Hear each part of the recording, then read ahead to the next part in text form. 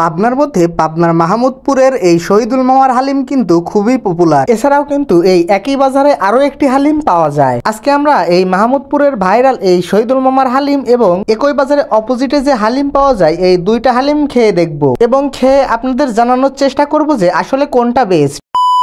হেই everyone, আসসালামু আলাইকুম। কেমন আছেন সবাই? আশা করি আপনারা সকলেই ভালো আছেন। ভিডিওর টাইটেল দেখে হয়তো বুঝেই গিয়েছেন যে আজকের ভিডিওটা কি হতে চলেছে। তো শুরুতেই আমরা যাচ্ছি সেই ভাইরাল শহীদুল মামার হালিম খেতে। এই হলো পাবনার মাহমুদপুরের সেই ভাইরাল শহীদুল মামার হালিম ঘর। আর দেখতেই পারছেন যে এইখানে কি পরিমাণ ভিড় লেগে রয়েছে। আপনারা হয়তো অনেকেই জানেন যে এই পাবনার মাহমুদপুরের এই শহীদুল মামার হালিম আসলে কি পরিমাণে বিখ্যাত। আর এই নিয়ে হয়তো আমার আর নতুন করে কোনো কিছু বলার নেই। প্রতিদিন তিনি 2.5 থেকে 3 মণ ষাটের হালিম কিন্তু বিক্রি করে থাকেন। আসলে এই জায়গা যাওয়ার পরে এত পরিমাণে ভিড় ছিল যে আমরা কোনো চান্সই পাচ্ছিলাম না। তো অনেকক্ষণ দাঁড়িয়ে থাকার পরে অবশেষে আমরা হালিম পাই। এইখানে আমি ছোট এক বাটি হালিম নিয়েছিলাম, যার মূল্য রাখা হয়েছিল 40 টাকা। আসলে এত পরিমাণে ভিড় ছিল যে আমরা ভেতরে বসার জায়গা পাইনি, তাই দাঁড়িয়েই আমরা হালিমটার রিভিউ দিচ্ছি। তো এই যে দেখতে পাচ্ছেন 40 টাকার বাটিতে আপনারা এই কোয়ান্টিটির হালিম পেয়ে যাবেন। তো দেখতেই পাচ্ছেন যে এইখানে তেল, চর্বি আর রগের পরিমাণই বেশি। তো এইবার আসি হালিমের টেস্টের কথায়। প্রথম চামচ মুখে নেওয়ার পরে আসলে কোনো টেস্টই পাচ্ছিলাম না। পরে টেস্ট বোঝার জন্য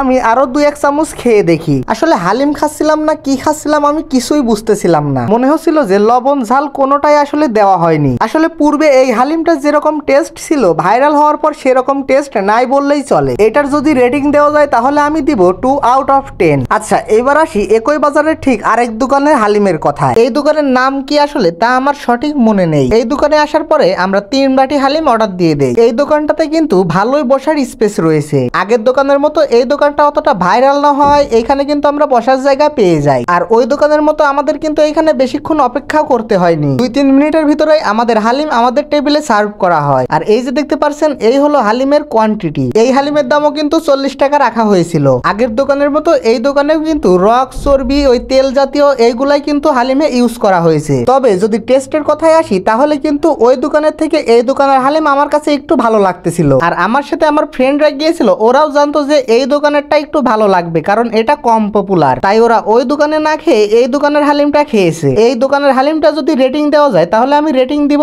5 আউট অফ 10। তো আপনারা হয়তো বুঝতেই পারছেন যে আসলে হালিমগুলা কেমন ছিল। আসলে এই মাহমুদপুর বাজারে যে হালিমগুলা বিক্রি করা হয় আমার মতে এইগুলা না খাওয়াই ভালো। এইখানে হালিমের ভিতরে যে মাংসের ছাটগুলা ইউজ করা হয় ওইগুলা আসলে খাদ্য উপযোগী না। এই মাহমুদপুরের হালিম যদি টেস্টের দিক থেকে বিবেচনা করি তাহলে কিন্তু ওই শহীদুল মামার দোকানের থেকে এই দোকানের হালিমই একটু ভালো। তবে পাবনার মধ্যে যদি বিবেচনা করি তাহলে এর থেকেও কিন্তু ভালো ভালো হালিম পাবনাতে পাওয়া যায়। আসলে কোনো কিছু ভাইরাল মানে যে সব সময় ভালো পাবেন বিষয়টা কিন্তু এমন না। আমার এই ভিডিওটা করার উদ্দেশ্য ছিল যে আপনাদেরকে আসলে বোঝানো। তো যাই হোক, এই ছিল আজকের ভিডিও। ভুল ভ্রান্তি হলে ক্ষমার দৃষ্টিতে দেখবেন। সবাই ভালো থাকবেন, সুস্থ থাকবেন। আল্লাহ হাফেজ।